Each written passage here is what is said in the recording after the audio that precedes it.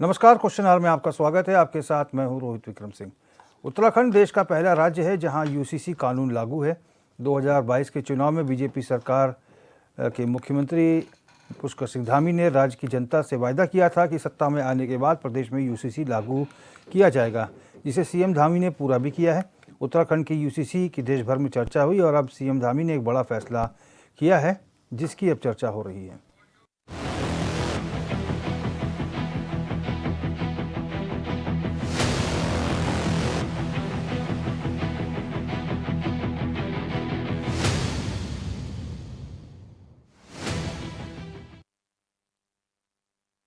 उत्तराखंड में बीजेपी की double engine वाली सरकार है और सरकार के मुखिया पुष्कर सिंह धामी, जिनके फैसलों की चर्चा तेज है।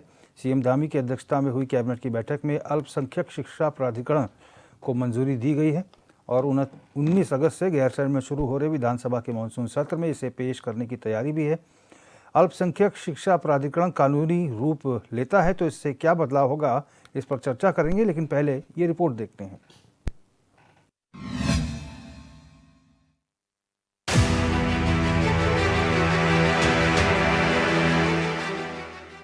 मुख्यमंत्री पुष्कर सिंह धामी की अध्यक्षता में हुई कैबिनेट बैठक में अल्पसंख्यक शिक्षा प्राधिकरण को मंजूरी दी गई है। कहा जा रहा है कि ग्रीष्मकालीन राजधानी गैरसैंण में 19 अगस्त से शुरू हो रहे विधानसभा के मानसून सत्र में इसे पेश किया जाएगा। इस विधेयक के अधिनियम बनने पर इसके तहत उत्तराखंड राज्य अल्पसंख्यक शिक्षा प्राधिकरण का गठन किया जाएगा। अभी तक अल्पसंख्यक शैक्षिक संस्थान का दर्जा केवल मुस्लिम समुदाय को ही मिलता है, लेकिन अब अधिनियम के तहत मुस्लिम के साथ ही अन्य अल्पसंख्यक समुदायों सिख, जैन, बौद्ध, ईसाई व पारसी को भी ये सुविधा मिल सकेगी। देखिए, मुख्यमंत्री जी की अध्यक्षता में जिस तरीके से अल्पसंख्यक शिक्षा प्राधिकरण को मंजूरी मिली है, एक और ऐसा ऐतिहासिक निर्णय पुष्कर सिंह धामी जी की सरकार ने लिया है, जिसमें जो हमारा अल्पसंख्यक एक विभाग है उसमें हमारे बौद्ध, जैन, पारसी, ईसाई तभी सभी वो लोग होंगे और उनके भी जो शिक्षण संस्थान है, जो स्कूल है, उनको भी मंजूरी मिलेगी और पारदर्शिता से यहाँ पर शिक्षा सभी को प्राप्त हो, यही एक संकल्प सरकार का है। दूसरा, उनके जो अधिकार है, जो अल्पसंख्यकों के अधिकार है, जो संवैधानिक अधिकार है, वो उनको पूर्ण रूप से मिलेंगे। दूसरा, जो हमारी शिक्षा की जो गुणवत्ता है उसमें पारदर्शिता आएगी, उसकी गुणवत्ता में और ज़्यादा अच्छा से सुधार होगा और तमाम इन सारी चीज़ों को जो कुरीतियाँ पहले से चलती आ रही थी उनको ख़त्म करने के लिए, चाहे 2016 का हो या 19 का हो, उन सारे तमाम जो नियम बने हैं उनको समाप्त करते हुए अभी, क्योंकि 2026 में उनको समाप्त होना है और ये अल्पसंख्यक जो प्राधिकरण बना है ये पूर्ण रूप से लागू होगा। यही नहीं, सरकार के इस निर्णय से मान्यता प्राप्त अल्पसंख्यक संस्थानों में गुरुमुखी व पाली भाषा भी पढ़ाई जा सकेगी। इसके साथ ही मुस्लिम समुदाय के शैक्षिक संस्थानों को मान्यता देने वाले मदरसा शिक्षा बोर्ड अधिनियम 2016 और उत्तराखंड गैर सरकारी अरबी व फारसी मदरसा नियम 2019 को समाप्त कर दिया जाएगा और अल्पसंख्यक शैक्षिक संस्थान अधिनियम के तहत राज्य के सभी अल्पसंख्यक समुदायों के शैक्षिक संस्थानों को एक छतरी के नीचे लाया जाएगा। उत्तराखंड राज्य के माननीय मुख्यमंत्री श्री पुष्कर सिंह धामी जी बधाई के पात्र ही नहीं है, साधुवाद के पात्र हैं कि उन्होंने अपने राज्य के अंदर जितनी भी पहल की है अब तक वो मानव कल्याण के लिए और उत्तराखंड को एक आदर्श राज्य बनाने के लिए है। और ये अल्पसंख्यक शैक्षणिक प्राधिकरण का फैसला बहुत स्वागत योग्य है और इससे आने वाले समय में सारे समुदायों को बहुत फायदा होगा और विशेषकर मुसलमानों को बहुत फायदा होगा। गुणवत्तापूर्ण एजुकेशन उन्हें मिलेगी और मैं बताना चाहता हूं कि इससे आपकी धार्मिक एजुकेशन पर कोई भी प्रभाव नहीं पड़ेगा। आप धार्मिक एजुकेशन उसी तरह से अपनी प्रैक्टिस करेंगे, उसी तरह से पढ़ाएंगे जैसे आप पढ़ाते आ रहे हैं। हाँ, इससे आपको उन बच्चों को मुकाबले के एग्जाम के अंदर जो है फायदा होगा और वो आगे बढ़ेंगे, इंजीनियर और डॉक्टर बनेंगे, आईएएस और आईपीएस बनेंगे और आप धार्मिक एजुकेशन के साथ साथ ये सारे कार्य होंगे। मैं समझता हूं कि इसमें बौद्ध को, पारसी को और क्रिश्चियन को और सिख समुदाय को शामिल करके एक ऐसा कदम माननीय मुख्यमंत्री श्री पुष्कर सिंह जी ने उठाया है जो क्रांतिकारी है, जो यहाँ के अल्पसंख्यक समाज को इसका फायदा होगा और वो भी मेन स्ट्रीम से जुड़ करके देश की और प्रदेश की मुख्य धारा में जुड़ेंगे। नए अधिनियम के लागू होने पर मान्यता प्राप्त अल्पसंख्यक शैक्षिक संस्थानों में धार्मिक शिक्षा पर कोई रोक नहीं होगी। प्राधिकरण इसका पाठ्यक्रम निर्धारित करेगा। वो ये भी सुनिश्चित करेगा कि इन संस्थानों में उत्तराखंड विद्यालय शिक्षा बोर्ड के तहत मानकों के अनुसार शिक्षा दी जाए और विद्यार्थियों का मूल्यांकन निष्पक्ष व पारदर्शी हो। फैसले से शैक्षिक संस्थानों के संचालन की निगरानी और समय समय पर आवश्यक दिशा निर्देश सरकार देगी। देखिए, भारतीय जनता पार्टी वो पार्टी है जो कभी भी संविधान का सम्मान नहीं करती और यही वजह है कि संविधान में जितने भी अनुच्छेद दिए हुए हैं वो उनका अपमान करने का कार्य करती है। आर्टिकल 26 और 30 में क्लियरली निहित है कि जो माइनॉरिटीज हैं उनको ये अधिकार है कि अपने रिलीजन के लिए, अपने कल्चर के लिए, अपनी लैंग्वेज को प्रोटेक्ट करने के लिए वो जो है शैक्षिक संस्थान जो है उनका जो है उनको बना सकते हैं, उनका रख-रखाव भी कर सकते हैं। मुझे लगता है कि विकास कार्यों में आपका जो रिपोर्ट कार्ड है वो नील बटे सन्नाटा है। आप हर चुनाव सिर्फ और सिर्फ ध्रुवीकरण और सांप्रदायिकता फैला के जीतना चाहते हैं। अल्पसंख्यक शिक्षा प्राधिकरण में जिन बातों पर तो सीएम धामी की अध्यक्षता में अभी हाल ही में कैबिनेट की बैठक हुई थी जिसमें अल्पसंख्यक शिक्षा प्राधिकरण को मंजूरी दी गई थी। 19 तारीख से जो विधानसभा का सत्र होने जा रहा है इसमें गैरसैंण में होगा, जिसमें विधानसभा के मानसून सत्र में इसे पेश करने की तैयारी है। अल्पसंख्यक शिक्षा प्राधिकरण अगर कानूनी रूप लेगा तो इससे क्या फ़ायदा होगा, कहीं कोई विरोध तो नहीं होगा, यही तमाम विषय हैं जो चर्चा के केंद्र में हैं और तमाम मेहमान भी आज जुड़ चुके हैं और इनसे भी आपका परिचय कराएंगे। लेकिन प्राधिकरण को लेकर आज जो है चर्चा हो रही है कि ये प्राधिकरण जो आया है, उत्तराखंड ऐसा पहला राज्य होगा जो इस प्रकार का प्राधिकरण लाने वाला राज्य होगा और यदि तमाम जो अल्पसंख्यक जो समुदाय हैं उनके लिए इस प्राधिकरण का जो है गठन किया गया है और विधानसभा में इसे पेश किया जाएगा। अगर ये लागू होगा तो इसके क्या फ़ायदे होंगे और कैसे किस रूप में ये काम करेगा और अल्पसंख्यकों के कल्याण के लिए क्या कुछ इसमें ब्लूप्रिंट तैयार किया गया है, ये तमाम विषय हैं जो चर्चा करने लायक विषय हैं और इसीलिए आज इसी विषय पर हम तमाम मेहमानों से हम चर्चा करेंगे और जल्दी अपने मेहमानों से आपका परिचय भी कराएंगे। और सीएम धामी फ़िलहाल जो है गैरसैंण पहुंच चुके हैं और कल से सत्र शुरू हो रहा है और निश्चित तौर पर सरकार इसे सत्र में लाएगी और इसे पेश करेगी और उसके बाद सभी को सूचित भी करेगी। उसके बाद फिर ये अगर ये अस्तित्व में आता है अल्पसंख्यक शिक्षा प्राधिकरण तो क्या इसके लाभ होंगे, इन तमाम विषयों पर चिंतन मंथन किया जाएगा। तो तमाम ऐसी बातें हैं, वित्तीय गड़बड़ी, पारदर्शिता, तमाम चीज़ों को इसमें समाहित किया गया। उत्तराखंड सरकार ने अल्पसंख्यक शिक्षा प्राधिकरण को फिलहाल मंजूरी दी है। विधानसभा के मानसून सत्र में विधेयक पेश करने की तैयारी हो रही है और अल्पसंख्यक शिक्षा प्राधिकरण अगर बना तो मदरसा बोर्ड का क्या होगा, सिख, जैन, बौद्ध, ईसाई, पारसी समुदाय के शैक्षिक संस्थानों को भी इसमें समाहित किया जाएगा। इस प्राधिकरण में 6 अल्पसंख्यक समुदायों को समाहित किया जाएगा और ये बड़ा फैसला है। इसके क्या फ़ायदे होंगे ये तो अभी बात करना इस पर मुश्किल है, लेकिन क्या इसका कहीं विरोध तो नहीं होगा, क्या सभी लोग मान जाएंगे, ये तमाम विषय हैं जिन पर आज हम चर्चा करेंगे।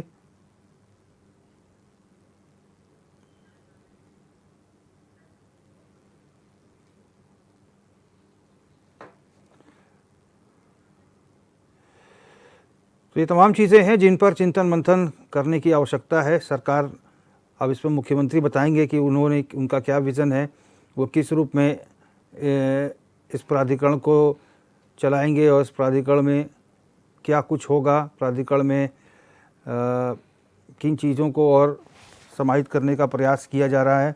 ये तमाम चीज़ें हैं जो सरकार का विषय है और सदन के भीतर जो है अब इसे रखा जाएगा और उसके बाद जो है खुद सरकार बताएगी कि इसमें इसके क्या लाभ होने वाले हैं और 6 अल्पसंख्यक जो समुदाय हैं उनको इसमें शामिल किया गया है, जिसमें उनको क्या फ़ायदा होगा, उन अल्पसंख्यक समुदायों को, ये तमाम चीज़ें हैं ये चर्चा का विषय बनी हुई है। अब उस पर चर्चा होगी, लेकिन सबसे पहले मुख्यमंत्री जब तक इस पर अपना कोई स्पष्टीकरण नहीं देंगे कि उनका क्या विज़न है, उनकी क्या दूरदृष्टि है इसको लेकर, और ये जो फैसला है इसे भी एक बड़े फैसले के रूप में देखा जा रहा है, तो अगर ये अमल में आता है तो फिर क्या होगा, कितना बदलाव आएगा, ये देखने वाली बात होगी। और अगर यहाँ पर ये प्रयोग सफल रहता है तो जाहिर तौर पर अन्य राज्यों में भी जहाँ पर बीजेपी शासित राज्य हैं उसे लागू करने की तैयारी की जाएगी। तमाम मेहमान हमारे साथ चर्चा में जुड़ चुके हैं। राजेश बिष्ट जी हैं, भारतीय जनता पार्टी के प्रवक्ता हैं, हमारे साथ वर्चुअल माध्यम से जुड़े हैं। आशीष नौटियाल जी कांग्रेस प्रवक्ता हैं, स्टूडियो में हमारे साथ जुड़े हैं।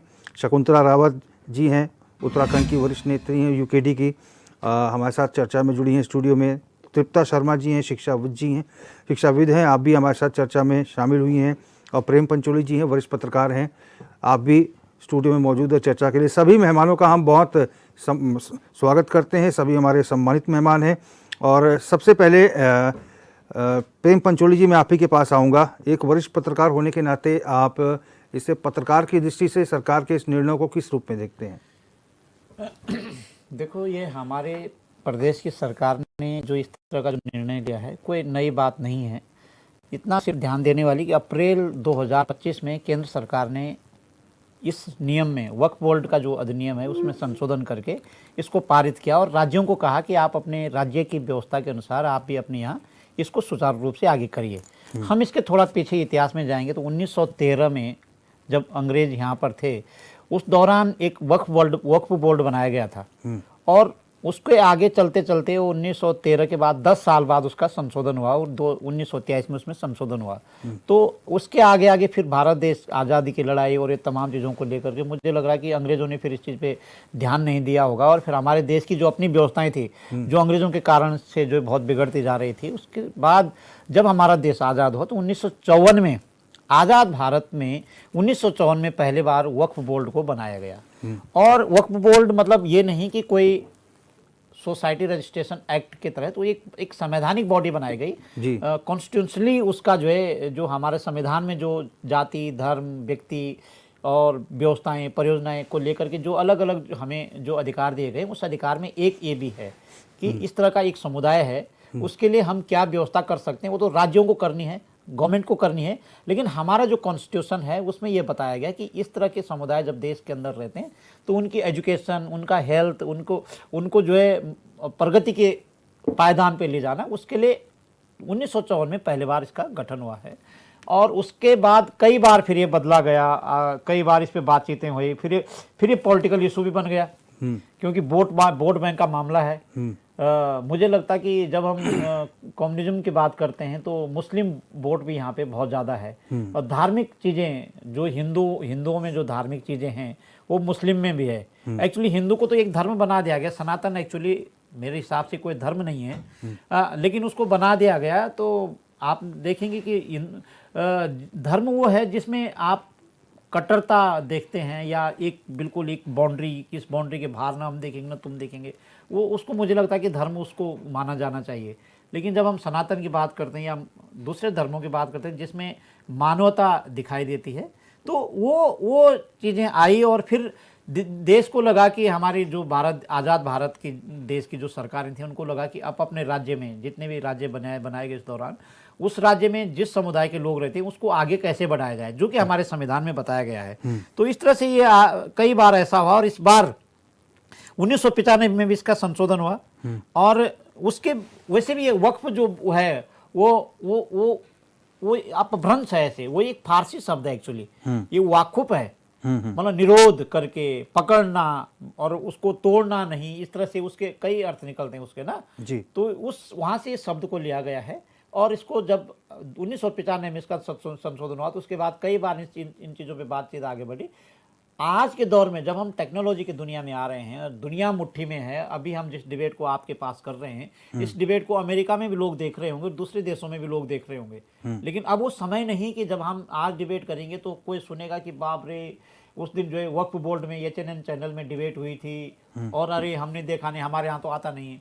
तो अब हम ये नहीं कह सकते हैं। अभी हम डिबेट में बैठे तो दुनिया के किसी भी कोने पे हम लोगों को देख रहे होंगे लोग, तो जब हम इतने विकास पे पहुंच गए हैं तो किसी भी पुराने इस कानून में संशोधन करना समीचीन है। मुझे तो ऐसा लगता है कि वो लाजमी है कि करना चाहिए संशोधन। और आज के डेट में जो भारत सरकार ने अप्रैल 2025 में जो वक्फ बोर्ड पे के अंतर्गत जितने मदरसा बोर्ड, ये सब चीज़ें अलग अलग जो बनाए गए हैं समुदाय के लिए, उस पर संशोधन होना बहुत जरूरी है, क्योंकि अल्टीमेटली बोर्ड का जो काम है वो एजुकेशन को लेकर के है। हालांकि उस जमाने उसमें संपत्ति को लेकर के भी थे, संपत्ति भी उसमें उसको उसके बाद जब बोर्ड रजिस्ट्रेशन होगा तो उसकी संपत्ति कितनी है, संपत्ति के अनुसार उसको मान्यता मिलती थी। और उस संपत्ति का बंटवारा उसको देना, उसको सरसब्ज करना, क्या कैसे करना, वो सारा बड़ा प्रोसेस है। उसको पढ़ने में हमें यहाँ टाइम बहुत ज़्यादा लग जाएगा। तो आज उसकी मांग है, लेकिन उसकी मांग तो है, पर जब हम समुदायों को देखते हैं तो समुदायों में हिंदू, मुस्लिम, सिख, ईसाई और दूसरे जो समुदाय हैं हमारे, उन समुदायों में प्रगति हुई है। जिस दौरान वक्फ बोर्ड बनाया गया था 1954 में और 1913 की जब हम बात करेंगे, उस दौर को देखेंगे और आज के दौर को देखेंगे तो बहुत सारी चीज़ें दिमाग बदल गए हैं, दिमाग प्रोग्रेसिव हो गए हैं। तो मुझे लगता है कि आज के प्रोग्रेसिव सोच के अनुसार, मैंने उसको पढ़ा नहीं, हमारे मुख्यमंत्री और हमारी जो उत्तराखंड की जो गवर्नमेंट है वो क्या चाहती है, वो उसका ड्राफ्ट क्या है, लेकिन आज के जो प्रोग्रेसिव माइंड है मुझे लगता है कि उस पर सोचना चाहिए और वो बोर्ड तभी रन करेगा। हाँ, अगर बोर्ड बैंक के लिए इस तरह का काम यदि उसको किया जाएगा, बोर्ड बैंक के लिए इसको इस्तेमाल किया जाएगा तो बहुत खतरनाक झगड़े भी हो सकते हैं, क्योंकि कम्युनिटी बेस, समुदाय बेस जब हम कोई काम आगे करते हैं या समूह बेस कि 10 लोगों का के लिए ये और 10 लोगों का ये, ठीक है, तो वो खतरे भी पैदा कर सकता है। नौटियाल जी, आशीष नौटियाल जी, आपका एक राजनीतिक नेता के नाते आपका क्या दृष्टिकोण है इस बाबत, जो सरकार इस विधेयक को ला रही है और निश्चित तौर पर इसको अधिनियम बनाने का प्रयास हो रहा है ताकि ये कानून बन जाए, कांग्रेस का क्या स्टैंड है इस पे? देखिए, जिस प्रकार से रोहित भाई ये समय चल रहा है, भारतीय जनता पार्टी की छवि धुनित हो रही है। जिस तरह पंचायत चुनाव में किडनैपिंग हुई, इनके प्रदेश अध्यक्ष जो हैं गोली चलाने की बातों को सही ठहरा रहे हैं, तो इन सबको देखते हुए लगता है कि राजनीतिक जो है, जो भारतीय जनता पार्टी के पास एक हथियार है कि जिस समय भी कुछ एक आइटम बम कहते हैं ना, जब भी जरूरत पड़े तो इस बम को फोड़ दो। तो मुझे लगता है एकदम सही समय पर इन्होंने बम फोड़ा, क्योंकि इनके कुछ अंधभक्त हैं जो इसी बात से खुश होते हैं। जहां मुस्लिम का नाम आ जाए बस इनको मजा आ जाता है, देखो कर दिया भाजपा ने। भाजपा बस यही करने के लिए पैदा हो रखी है। भाजपा एक ऐसी पार्टी है देश की जिसका काम सिर्फ नफरत पैदा करना है। एक तरफ तो जनता के बीच में जो है मैसेज जाता है, जो इनके अंधभक्त हैं कि भाई साहब ये तो हिंदुओं के लिए बनी है, हिंदुओं के लिए बनी है, हिंदुओं की पार्टी है। दूसरी तरफ अभी आप सुन रहे थे, इनकी ये पार्टी के नेता बोल रहे थे कि मुस्लिमों का बहुत बड़ा भला करने वाले हम लोग बना के। तो आप करना क्या चाहते हैं? आप सबको गुमराह कर रहे हैं, ना हिंदू, मुस्लिम, सिख, ईसाई, आपने हर जाति धर्म को गुमराह करने यानी का नौटियाल जी, काम किया है। आपका मानना ये है कि भले इसमें 6 अल्पसंख्यक समुदायों को शामिल किया गया है, लेकिन टारगेट सरकार का एक ही जगह है।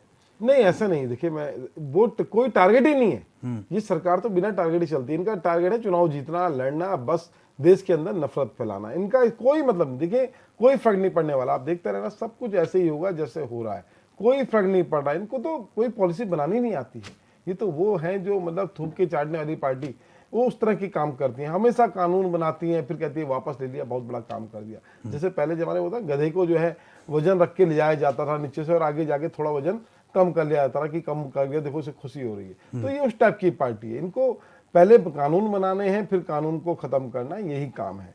सिर्फ इससे इनको एक फायदा लगा। देखिए, इस समय भारतीय जनता पार्टी, एक तो वोट चोरी के नाम पर देखिए पूरे देश में भारतीय जनता पार्टी की थू-थू हो रही है। जज फटकार लगा रहे हैं। नैनीताल के अंदर कितना बड़ा कांड करा, मतलब देश में भी और प्रदेश में भी इनकी छवि धुरित हो गई है। उस छवि को, अपनी छवि को अपने अंधभक्तों के बीच में बचाए रखने के लिए सिर्फ एक सुगुफा फोड़ा है कि देखो हम कर रहे हैं बस ये। और इनके कुछ अंधभक्त हैं जो हमारे कांग्रेस शासन काल में हमारे द्वारा दी गई पेंशन से चल रहे हैं, हमारे द्वारा दी गई पेंशन से आज मजे ले रहे हैं और दिन भर व्हाट्सएप यूनिवर्सिटी चला रहे हैं। उन लोगों को मजा आ जाता है। वो सोचते हैं चलो एक काम मिल गया, चलो डालो, हो गया, कर दिया। और जबकि मैं बताऊं, कुछ नहीं होने वाला, कुछ नहीं होगा, सब ऐसा ही चलेगा, बल्कि इससे भी बेकार होगा। पर होगा कुछ नहीं, क्योंकि भारतीय जनता पार्टी को कुछ करना ही नहीं है। उसको सिर्फ एक उद्देश्य है, राजनीतिक रोटियां सेकना, हिंदू मुस्लिम करना, इसके अलावा कुछ नहीं है। और आप आते समय के साथ देखना क्या होता है। आप भी हैं यहीं हैं और हम भी यहीं हैं, देखते हैं कुछ महीनों में क्या नजर लेकिन आता है। अगर मुस्लिम समुदाय के साथ अन्य समुदाय को भी अगर मिल जाता है कि अल्पसंख्यक शिक्षा प्राधिकरण के तहत अगर उनको अल्पसंख्यक शैक्षिक संस्थान का अगर दर्जा मिल जाता है तो इसमें हर्ज ही क्या है? कौन मांग रहा है? अच्छा आप मुझे बताएं, कितने आंदोलन हुए इस चीज के लिए? कब विधानसभा घेराव हुआ, कब संसद का घेराव, क्या कौन मांग रहा है? क्या है? कुछ नहीं है। सिर्फ राजनीतिक के इनकी एक ये है कि हमें कुछ ना कुछ देना है। अब पीछे कांवड़ जब चली थी तो इन्होंने बोला जो है पर्दे लगा दो, मस्जिद ढक दो। इनका काम ही यही है, मतलब कहीं ना कहीं से मुस्लिम का नाम आना चाहिए और इनके अंधभक्त होते हैं, बस हो गया, बस यही था। बस इन्होंने देखो खींच दिया, इनसे सब खत्म हो गया। अब इन्होंने जो है बहुत बड़ा वार कर दिया। कोई वार नहीं है, आप देखते रहना, सब वैसे ही रहेगा। सरकार तो कह रही है हम आने शिक्षा वाले की गुणवत्ता टाइम में बढ़ाना आप चाह रहे हैं। बात को भूल जाएंगे, बात खत्म, कुछ नहीं होगा। गुणवत्ता बढ़ाने जा रहे हैं, सरकार कह रही है हम। देखो गुणवत्ता तो शिक्षा सब हमने देखी है कि शिक्षा की गुणवत्ता किस तरह से इन लोगों ने बढ़ाई है। सब देख रहे हैं किस तरह से स्कूल कॉलेज बंद हो रहे हैं, बच्चे कम हो रहे हैं। सारी गुणवत्ता बढ़ाने के लिए थोड़ी, तो खत्म करने के लिए आई है। ठीक है राजेश बिज जी, स्कूल हो चाहे अस्पताल हो, दोनों की गुणवत्ता खत्म करने के लिए आई है। राजेश बिज जी, अल्पसंख्यक शैक्षिक संस्थान का अगर दर्जा मिल जाता है मुस्लिम समुदाय के साथ अन्य जो अल्पसंख्यक समुदाय हैं, तो इसे आप कितनी बड़ी उपलब्धि मानते हैं अपनी सरकार की? रोहित भाई, मैं सबसे पहले तो आपको ये कहना चाहता हूँ कि अल्पसंख्यक की जो परिभाषा है उसमें चाहे डिबेट में आप उस बात को संबोधित कर रहे हैं, हमारे अन्य साथी संबोधित कर रहे हैं, अल्पसंख्यक में सिर्फ मुसलमान शब्द क्यों जुड़ता है, ये अपने आप में बहुत बड़ा सवाल है। हमने तो मुसलमान शब्द का इस्तेमाल ही नहीं किया। हम तो ये कहते हैं अल्पसंख्यक का मतलब वो सारी जनसंख्या जिसकी आबादी वाक्य में अल्प है, उसको हम अल्पसंख्यक में जोड़ते हैं। उसमें मुसलमान भाइयों के अलावा सिख, ईसाई, जैन, बौद्ध और पारसी परिवार जो कहीं ना कहीं इस देश के विभिन्न हिस्से हैं, विभिन्न अंग हैं, जिनको हम अल्पसंख्यक की श्रेणी में लाते हैं। लेकिन डिबेट इंटरेस्टिंग कैसे हो रही है जब हमारे कांग्रेस के भाई अल्पसंख्यक की संख्या में मुसलमान शब्द से बाहर नहीं निकल पा रहे हैं। बात आ रही है अल्पसंख्यकों को शैक्षणिक जो उनके संस्थान है उनको कैसे अच्छा किया जाए। हम बात और चर्चा उस पर कर रहे हैं, ये कर रहे हैं त्रिस्तरीय पंचायत चुनाव में जो कांग्रेस पार्टी का हश्र हुआ है उस दयनीय स्थिति पे चर्चा कर रहे हैं। अब पंचायत चुनाव का अगर शुरू में संबोधन हुआ है तो मैं आपको बता देता हूं, इन 12 जिलों के अंदर जब चुनाव हुए, नहीं पंचायत चुनाव पे मेरी चर्चा नहीं है। जो नहीं आपने नहीं करी, लेकिन जो आपने बात सुनी उसका जवाब मैं आपको दे रहा हूं कि त्रिस्तरीय पंचायत चुनाव पे चर्चा शुरू हुई और आपने भी ध्यान से सुना, मैं भी ध्यान से सुनता रहा। तो उसमें जो नतीजा है मेरे को वो बताने भी जरूरी है ना कि भाई जो पंचायत चुनाव जिसकी चर्चा आपने डिबेट की शुरुआत में कर दी है उसमें कांग्रेस पार्टी की जो दयनीय स्थिति रही, जो सरेंडर उन्होंने भारतीय जनता पार्टी के आगे कर दिया, जो 85% मत इस प्रदेश के अंदर जनता के द्वारा बैलेट पेपर के माध्यम से दिए गए, उसमें कांग्रेस की करारी शिकस्त हुई है। इनके पास 12 जिलों के अंदर जिला पंचायत अध्यक्ष, जिला पंचायत सदस्य नामित करने के लिए, उनको कहीं ना कहीं अधिकृत करने के लिए व्यक्ति नहीं मिल पा रहा था। तो वो तो रही पंचायत चुनाव में भारतीय जनता पार्टी की, और इस प्रदेश के अंदर विकास कार्यों पे जो जनता के द्वारा मोहर लगी वो जीत है। इन्होंने नैनीताल पे गुंडागर्दी की बात करी, इन्होंने हमारे प्रदेश अध्यक्ष जी के द्वारा गोलियां चलने पर आम बात है कहने की बात करी। ये तो मुद्दा ही नहीं है, विषय नहीं है इस डिबेट का। आप अल्पसंख्यकों की जब बात करते हैं तो आपको मेरे भाई के सिर्फ मुसलमान भाई क्यों दिखते हैं, क्यों उनको टारगेट कर रहे हैं, कब तक इतने नीचे स्तर की राजनीति करेंगे और इससे आपका भला क्या होने वाला है, मेरी समझ से बाहर है। आज हम ये कहना चाह रहे हैं कि एक विधेयक ऐसा आ रहा है, कैबिनेट के अंदर पास हो गया, उसको अभी विधानसभा में पास होना है। तो हम ये चाहते हैं कि जितने शैक्षणिक संस्थान मदरसों के नाम पे, वक्फ बोर्ड के नाम पे, जो पिछले कई वर्षों से, जब 1954 के लिए हमारे अभी वरिष्ठ पत्रकार साथी यहाँ पे बैठे हैं पंचोली जी, उनके द्वारा बताया गया, उनके आंकड़े हमेशा सटीक होते हैं। मैं इस बात के लिए उनका आभार व्यक्त करता हूँ कि कई जगहों पे हमारे पास आंकड़े नहीं होते तो उनके द्वारा जो आंकड़े मिलते हैं वो बात करने के लिए बहुत सटीक विषय होता है। उस बात को हम भी बड़ी जिम्मेदारी के साथ बोल पाते हैं। 1954 में जिस बोर्ड के बनने की बात करी हमने, उस बोर्ड को आज लगभग 80-85 वर्ष होने के बाद भी अगर उस बोर्ड में समय समय पे कांग्रेस पार्टी की 65 वर्षों की सरकार इस देश में चली, समय समय पे उन्होंने उसको मजबूत करने का काम करा।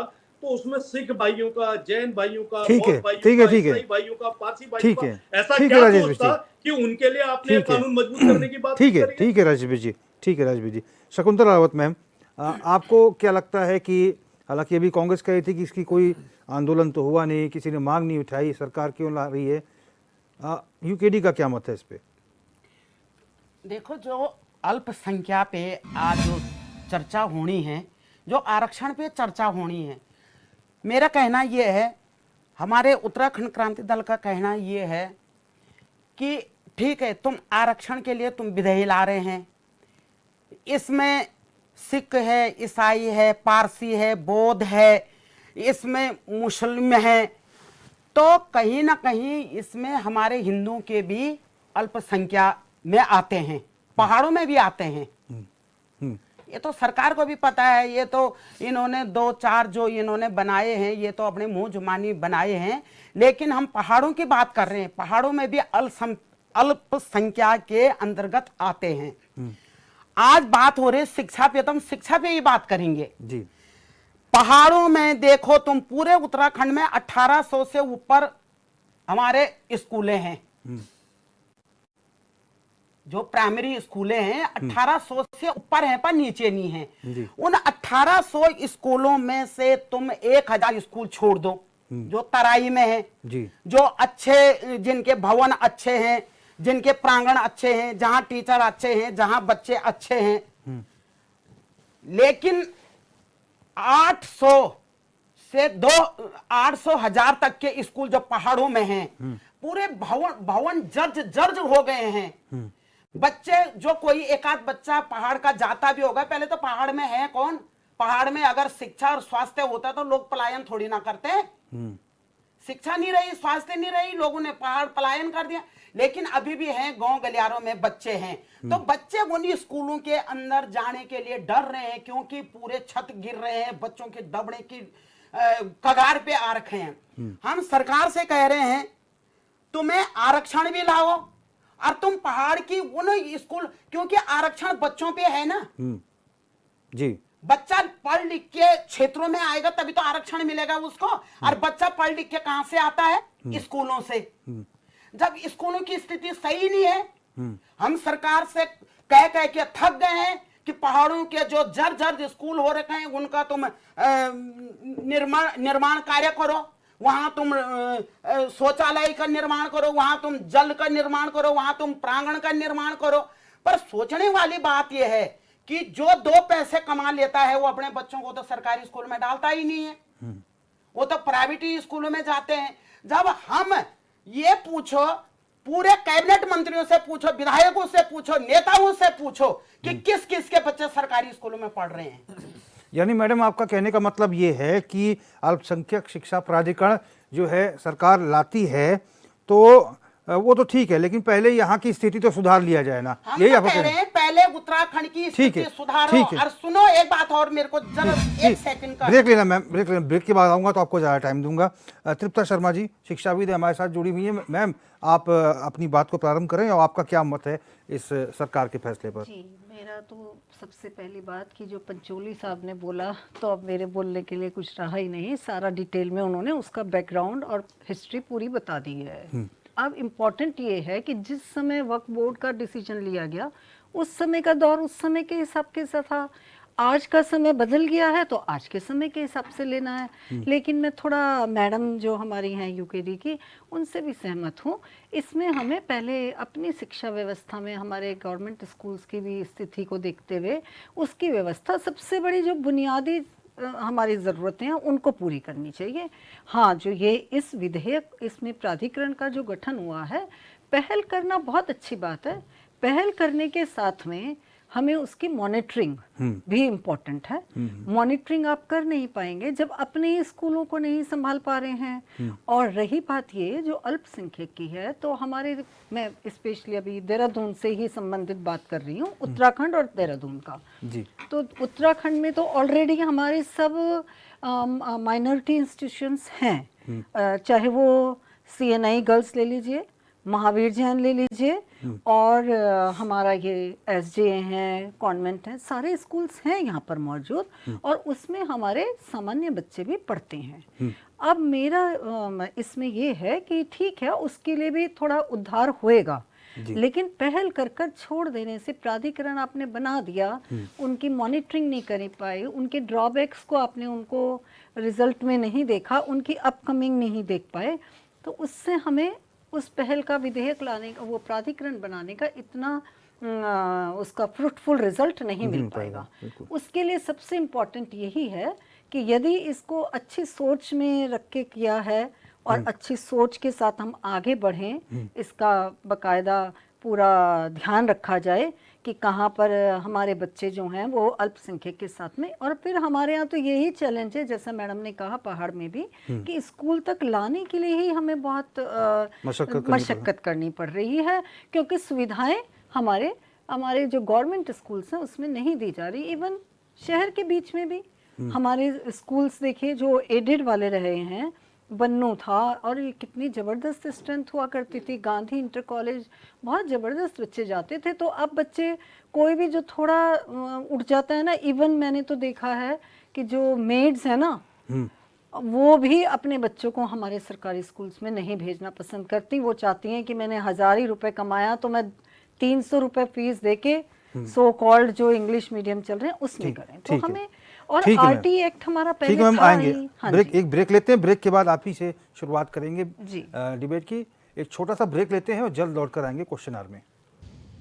ठीक है, ब्रेक के बाद आपका स्वागत है। और आज इस फैसले की चर्चा हो रही है कि अल्पसंख्यक शिक्षा प्राधिकरण जो है, जिसे सरकार जो है अधिनियम बनाना चाहती है, और संभवतः इसी मानसून सत्र में गैरसैंण में जो होने वाला कल से, उसमें सरकार इसे एक अधिनियम के रूप में लाएगी और इसे लागू करवाएगी। इससे क्या फ़ायदे होंगे, क्या नुकसान हो सकते हैं, इस पे लोगों की क्या राय है, इसी पर हम चर्चा कर रहे थे। शिक्षाविद तृप्ता शर्मा जी की बात अधूरी रह गई थी। मैं चाहता हूँ कि आप अपनी पूरी बात पूरी कर लें। मैं जो अपनी बात रख रही थी उसमें ये कह रही थी कि हम पहल कर लें। पहला बिंदु, पहल करने बहुत बड़ी चीज़ होती है, लेकिन पहल करने के बाद उसकी मॉनिटरिंग भी बहुत इम्पॉर्टेंट है। जैसे कि यूसीसी के संबंध में भी हमारा राज्य सबसे पहला राज्य बना हमारे पूरे भारतवर्ष में, लेकिन उसकी मॉनिटरिंग, उसकी गाइड, उसके ड्रॉबैक्स, उस पर हमारा क्या अपकमिंग रिजल्ट क्या रहा, ये हमें देखना बहुत ज़रूरी होता है, जो कि हम नहीं कर पाए। जैसा अभी मेरी संज्ञान में ये वाली बात आ गई है कि मैंने ठीक है मैरिज की रजिस्ट्रेशन नहीं कराई, तो आप क्या कर पाए, आपने कितने करे, कितना उसका रिजल्ट निकला, जिन्होंने नहीं किया उनके लिए क्या ड्रॉबैक रहा, उनके लिए क्या वार्निंग इशू की, अवेयरनेस प्रोग्राम करें। उसकी monitoring is one of the best और फर्स्ट स्टेप फॉर इट। फिर मॉनिटरिंग के बाद आपको उसमें रिजल्ट्स क्या निकले उसको भी करें आपने क्या उसके लिए व्यवस्थाएं की हैं। अब आती हूँ हमारे इसी शिक्षा प्राधिकरण पर अल्पसंख्यक की। इससे पहले हमारा आरटी एक्ट लागू हो चुका है 2005 में। तो जब हमारा 2009 में सॉरी, तो 2009 में जब हुआ, हमारे यहाँ एप्लीकेबल हुआ 2011-12 में। तो आप उस समय पे ही ये बात आ गई कि जितने अल्पसंख्यक वाले हैं वो विद्यालय हमारे सामान्य विद्यार्थियों को भी पढ़ाएंगे, उसी के तहत वो अब शिक्षा दे रहे हैं। फिर आ गए न्यू एजुकेशन पॉलिसी। अब जब न्यू एजुकेशन पॉलिसी में सारी चीज़ें क्लास 3 इयर्स के बच्चे से जो हमारी आंगनबाड़ी कहलाती थी उससे लेकर 12th तक का पूरा कवर कर लिया है, सब कुछ हमारा डिफाइंड है। तो अब यदि हम अल्पसंख्यक शिक्षा प्राधिकरण लाते भी हैं तो ठीक है, अच्छी पहल है, बट उसके लिए हमें ऑलरेडी हमारी सरकारें काम कर चुकी थी। तो उसमें ठीक है, जहाँ वक्फ जहाँ पे मेनली मुस्लिम कम्युनिटीज़ की जो हमारे को शिक्षा दी जा रही थी, तो हम पॉलिटिकल नहीं लेकिन एक शिक्षाविद के नाते तो उनको भी हम आज की जो हमारी एज है उसके साथ जोड़ने के तहत तो ये बहुत अच्छा कदम हो जाएगा यदि उनको भी सामान्य बच्चों के साथ में ये शिक्षा पाई जाएगी। लेकिन सोचनीय विचारणीय बिंदु है, जैसा मैडम यूकेडी वाली मैडम ने कहा है कि जब हमारी शिक्षा व्यवस्था अपनी सामान्य वाली में ही थोड़ी हालत जर्जर है, तो हमारे सामान्य बच्चे मदरसे में और वहाँ पे कैसे जा पाएंगे? वो नहीं जा पाएंगे। और वो मैं क्यों पढ़ना चाहूँगी? मैं तो संस्कृत पढ़ूंगी ना, मैं कोई और भाषा पढ़ूंगी। लेकिन इस तरीके का विचार किया है तो बहुत अच्छा है। हाँ, उन अल्पसंख्यक को उठाने के लिए बहुत अच्छा कदम हो सकता है। सिर्फ बच्चों के लिए प्रेजेंट कंप्यूटर एजुकेशन आ जाएगी, उसमें सारी चीज़ें आ जाएंगी, वो सब के बिंदु रख के, क्योंकि मैंने भी उसका ड्राफ्ट अभी पढ़ा नहीं है तो इसलिए नहीं, वो सब यदि एडवांसमेंट के लिहाज से इसको लागू किया जा रहा है तो वो आज की एज के लिए, आज की ज़रूरत है, बहुत अच्छा है कदम कहा जा पाए। आशीष जी, जैसे यूसीसी सरकार ने लागू की और इसे एक बहुत बड़ा माइलस्टोन कहा जा रहा है, आज कांग्रेस यूसीसी को कहाँ देखती है? और शिक्षा प्राधिकरण अगर लागू हो जाता है अल्पसंख्यक तो इसकी स्थिति क्या होने वाली है, क्या लगता है आपको? देखिए, बहुत बड़ा मास्टर स्ट्रोक तो भाजपा ही कह रही है, भाजपा के अनुभक्त कह रहे हैं, और तो कोई कह ही नहीं रहा। कोई फर्क नहीं पड़ा, कोई परिवर्तन नहीं हुआ, बल उल्टा जो है देवभूमि का जो है इन्होंने अपमान करने का काम किया। आप विदेशी कल्चर को उत्तराखंड के अंदर लाने का काम कर रहे हैं। जब आप आज की युवा जो पीढ़ी है वो तो वाकई उसको क्या जा रहा, जो ऐसी फैसिलिटी मिल रही है वो तो खुश होगी, पर आने वाला भविष्य तो खराब हो रहा है। आप देखिए ना, हमारा जो सनातन संस्कृति है वो क्या बोलती है। एक तरफ तो आप सनातन के रक्षक बन के खड़े हैं कि हम सनातन धर्म को बचाने के लिए हैं, देवभूमि में हैं, और उत्तराखंड के अंदर ही आप ऐसे उल्टे सीधे काम कराने का काम कर रहे हैं। तो यूसीसी के अंदर भी कुछ हमने ऐसा देखने को नहीं मिला। सिर्फ एक हाँ, धामी जी को जरूर अपना कद बड़ा करने का मौका मिला कि मैं ही हूँ, बस मैंने ही किया और मैं ही कर सकता हूँ, मैं यूसीसी कर दिया। अरे भाई, इतने मुद्दे हैं जनता के, अगर आप काम करने वाले होते ना तो बहुत कुछ है करने के लिए। इतने आंदोलन हो रहे हैं, कई मुद्दों को लेकर आंदोलन हो रहे हैं, आप ध्यान नहीं दे रहे हैं। आप महिलाओं की सुरक्षा नहीं कर पा रहे हैं, आप कर क्या रहे हैं? और आज इस कानून के जो नए बोर्ड की बात कर रहे हैं, वाकई देखिए, बोर्ड आप 1 बनाओ 10 बनाओ, बनाते रहो, जो पुराने बोर्ड है वो कर क्या रहे हैं, वहाँ पर चल क्या रहा है। सिर्फ जो मैंने एनालाइज किया उसके हिसाब से मुझे आपके टीवी चैनल में भी दिख रहा है कि बच्चे पढ़ रहे हैं और वो बातें फिर वहीं हिंदू मुस्लिम पे आकर खड़ी हो जाती है। और कुछ एक मंदबुद्धि समय तरह के कुछ लोग हैं जिन्हें भाजपा की सिर्फ यही बात समझ आती है, इसके अलावा कुछ समझ नहीं आता। वो सोच रहे कि पता नहीं क्या कर दिया इनके ऊपर, अब देखो ये मजा आएगा। देखें, आप जो है देश को चलाने का काम करें, आप सत्ता में, आपका काम है देश के अंदर नफरत किसी भी तरह से पैदा नहीं होनी चाहिए। वाकई हम जिस स्कूलों में आज से 20 साल पहले पढ़े हैं, एडेड स्कूलों के हाल इतने बढ़िया थे कि सिफारिश लगानी पड़ती थी। जब हम गांधी स्कूल में पढ़े हुए, देहरादून में एडेड स्कूल है, और उस स्कूल में एडमिशन के लिए सिफारिश लगानी पड़ती थी कि हमारा एडमिशन हो जाए, इतना ये हाल था। आज की डेट पे भी देख लें, सरकारी स्कूल तो सेंट्रल स्कूल किसके हैं, वो भी सरकार के हैं। वहां बच्चा तरस रहा कि मेरा एडमिशन दे दो बस। और बाकी आपके एडेड स्कूल हैं, वहाँ कभी आप कहते हैं झंगोरा दे देंगे, कभी कोदा दे देंगे, पर आप जो है उसको पढ़ाई नहीं देंगे। बस आप पढ़ाई को छोड़ के सारी बातें कर लेंगे कि किस तरह से खाने के नाम पे भी पैसा खाया जाए, बच्चों के राशन के नाम पर आप पैसे खाने का काम कर रहे हैं। और कुल मिला के जो मुझे इस समय जो आज ये बात लगी कि आज की डेट पे इन्होंने बोला कि मदरसा बोर्ड हम खत्म करके एक अल्पसंख्यक बोर्ड बना देंगे, वो सिर्फ इसलिए बोला कि भारतीय जनता पार्टी की छवि पूरे देश में खत्म हो चुकी है। जनता चोर की निगाह से देख रही है, सुप्रीम कोर्ट फटकार लगा रही है। आप देखिए, हर जगह, सेंटर में हो चाहे राज्य में हो, राज्य के अंदर किस तरह के इनके बयान आ रहे हैं। किडनैपिंग चल रही है, बताएं, ऐसा कभी देखा आपने? और जिनकी किडनैपिंग की वो फिर बाद में आके कहते हैं नहीं हम तो घूमने गए थे। बताओ, आपको उठा के ले जा रहे हैं ऐसे? मतलब आपके ऐसे कौन दोस्त हैं जो आपको घूमने के लिए आपको उठा के ले जाए सबके बीच में? आज एसएसपी को निलंबित कर दिया, अगर आपने पढ़ा होगा तो। मतलब क्यों करना पड़ा? एसएसपी निलंबित नहीं हुआ, ये निलंबित अगर देखा जाए तो सरकार निलंबित हुई है। सरकार का चेहरा जनता के सामने आया है। सरकार के इशारे पे तो क्या एसएसपी ने, एसएसपी के रिश्तेदार थोड़ी लग रहे हैं कि भाजपा को जिताना है। आप बताए ना कि कितना मतलब जनता की आंखों में धूल झोंकोगे कि वो कह रहा है उसे उठा के ले जा रहे हैं, छीना झपटी हो रही, और वो घूमने जा रहे हैं। बताओ, कोर्ट ने भी मना कर दिया कि हम सुनेंगे नहीं। अब आपने उन्हें डराया, धमकाया, खरीदा, क्या करा, ये तो आप पंचायत सदस्यों की बात कर रहे हैं आप। हुआ क्या है जो 5 सदस्य हैं, पर देखो कुछ तो हुआ है अंदर। ऐसे ठीक है राजेश घूमने कोई ऐसे तो हमारी नजर में नहीं राजेश जाता। जी, अगर जाता है तो बीजेपी अपनी एक फोटो डाल दें जिसमें उन्हें उठा। राजेश बिज जी, देखिए, कांग्रेस में अभी नौटियाल जी ने ये भी बात कही थी कि भाई आखिर सरकार इस प्राधिकरण को ला क्यों रही है? कोई आंदोलन हो रहा था, कोई इसको लेकर जन समर्थन, समय सीमा की भी बात कर रहा हूँ। इस समय पर जब इनकी छवि अति धुंधित हो गई है, तब इसको लाने की क्या आवश्यकता इस समय पर? देखिए रोहित भाई, अब हमारे भाई आशीष जी ने कहा कि गांधी स्कूल में जब ये एडमिशन लेने गए थे तो ये सिफारिश से इनको एडमिशन मिला है। लेने नहीं गए थे, हम पढ़ते ही थे। पार्टी और कांग्रेस पार्टी के सिफारिशें चलती थी, कहाँ से कहाँ ले जा रहे हो आप? जवाब ले लो, जवाब तो गलत जवाब दो। जवाब ले लो मेरे हम तो भाई। पढ़ते थे, मैंने कहा उस जवाब ले समय लो मेरे सेटिंग भाई, जवाब ले लोग लो। करते थे कि हम पढ़ पाए इसमें। नहीं नहीं ठीक सेटिंग नहीं वो ठीक हो गया। स्कूल की लेवल होता है ना, क्लास का रूम मिलता लेवल होता है, था कितने बच्चे पढ़ाएंगे, सब पढ़ाएंगे ही नहीं। ठीक है, जवाब दीजिए। भाई बात सुन लो यार, बात सुन लो, क्या फर्क पड़ता है, बात तो सुन लो। क्यों नहीं फर्क पड़ता? आपकी बात मैंने सेटिंग बड़े मतलब आप धैर्य रिस्पेक्ट से वाली बात सुनी। कर रहे हैं। मैंने वो आपकी रिस्पेक्ट की बात बात नहीं होती आपने थी कहा स्कूलों सेटिंग और में। सिफारिश से क्लास की लिमिट होती आपने थी, कहा 60 बच्चे चले रोहित तो 60 भाई चलते थे। रोहित भाई डिबेट का बोलिए डेकोरम बना के रखिए।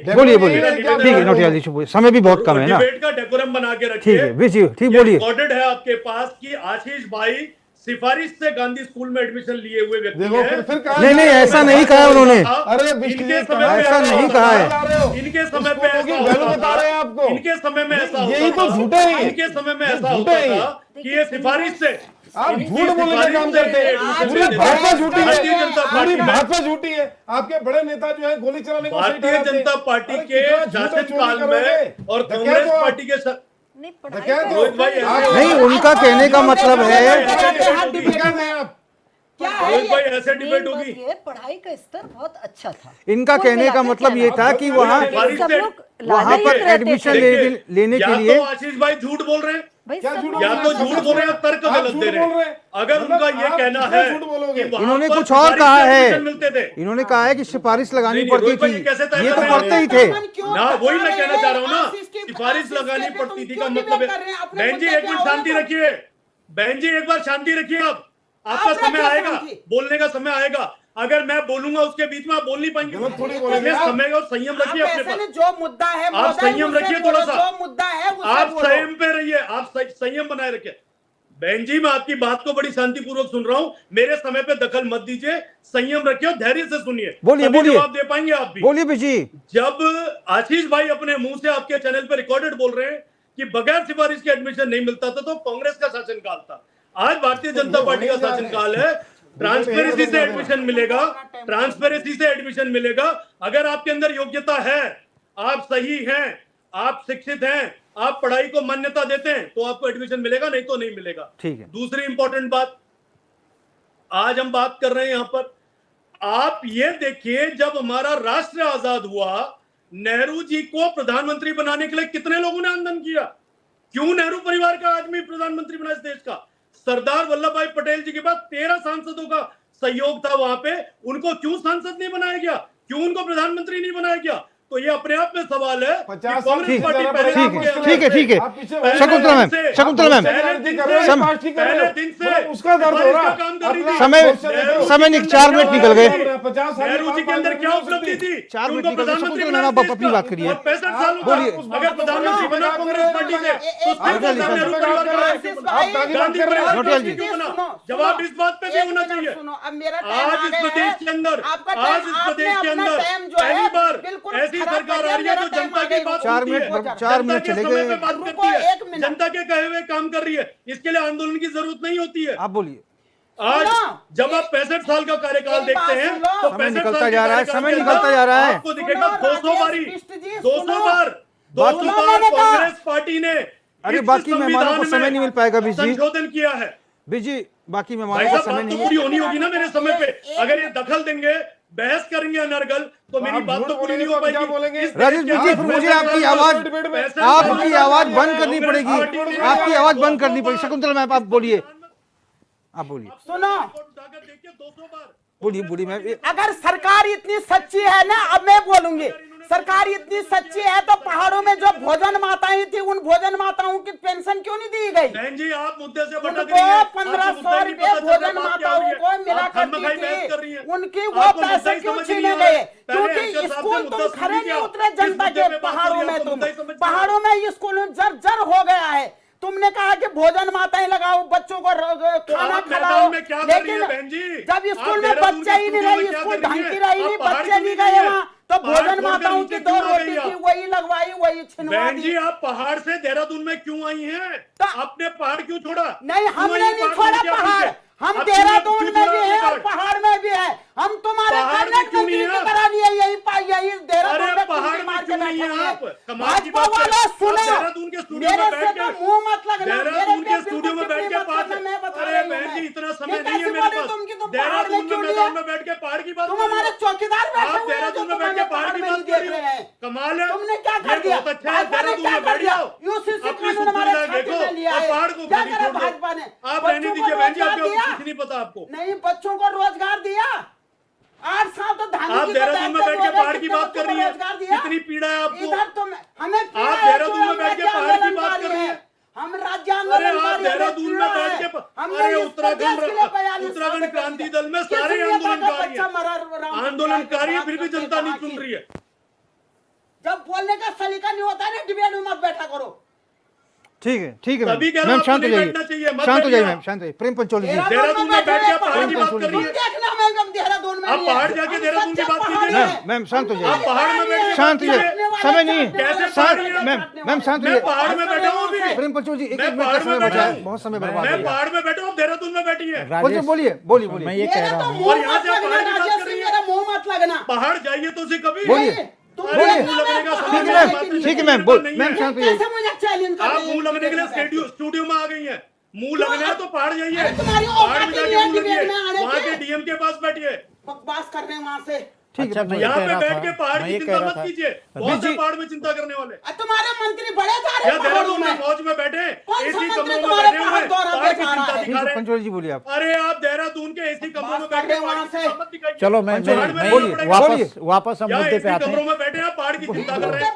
बोलने ही नहीं दे रहे। ठीक है बीजी बीजी की बीजी मैं- का फटे डाउन मैं कर ये दीजिए कहना- थोड़ा सा। जिनको तुम्हें महिलाओं की इज्जत करने नहीं आती। बोलिए पंचोली जी। मैं ये कहना चाह रहा हूँ एक मिनट कि बचा है आपके जब लिए। हम वक्फ बोर्ड पे बात कर रहे हैं तो उसको हमको थोड़ा सा और डीपली जाना पड़ेगा, समझना पड़ेगा कि जब हम लोगों ने संस्कृत की भाषा की बात की थी तो हमारे देश के अंदर जब संस्कृत पढ़ाई गई तो उसने सिर्फ धार्मिक ग्रंथों को पढ़ाया और उनको कथा बकथा बनाया।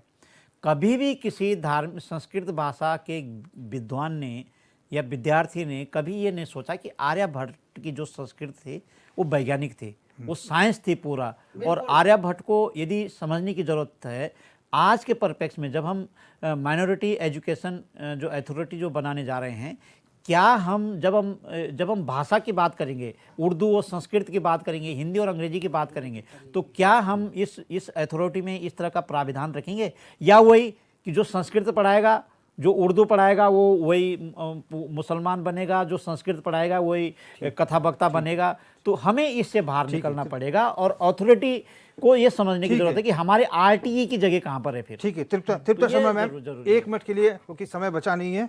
जी, बोलिए। पहले तो एक बात, आपका इस चैनल का बहुत बहुत धन्यवाद। बहुत ही इम्पोर्टेंट बिंदु आप उठाते भी हैं और ये समय पे भी उठाया है। तो इसमें मेरा यही है कि जो हमने प्राधिकरण बनाएंगे, इसका यदि उद्देश्य इस बात के लिए है कि सामान्य जो हमारी राज्य वाली शिक्षा है, उत्तराखंड बोर्ड की शिक्षा बोर्ड की, वो भी आप साथ में दे रहे हैं, तब तो इसका कुछ रिजल्ट फ्रूटफुल आएगा, होगा भी। ठीक हाँ है, जी, ठीक है। और सामान्य बच्चे भी पढ़ पाएंगे और वो भी पढ़ पाएंगे। ठीक है, बच्चे। सभी मेहमानों का हम बहुत बहुत धन्यवाद करेंगे। राजेश बिष्ट जी, आशीष नौटियाल जी, शकुंतला रावत जी,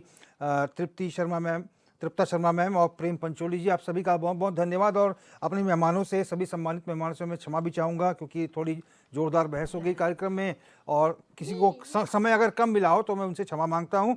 और कुल मिलाकर अब देखना होगा कि कल से विधानसभा का मानसून सत्र शुरू हो रहा है। जब ये अल्पसंख्यक शिक्षा प्राधिकरण के मसला जब ये आएगा, जब ये कानून बनेगा, तो इसको सरकार किस रूप में लागू करेगी और क्या इसका कोई निर्विरोध तरीके से ये लागू हो जाएगा या फिर इसको लेकर भी लोग विरोध करेंगे।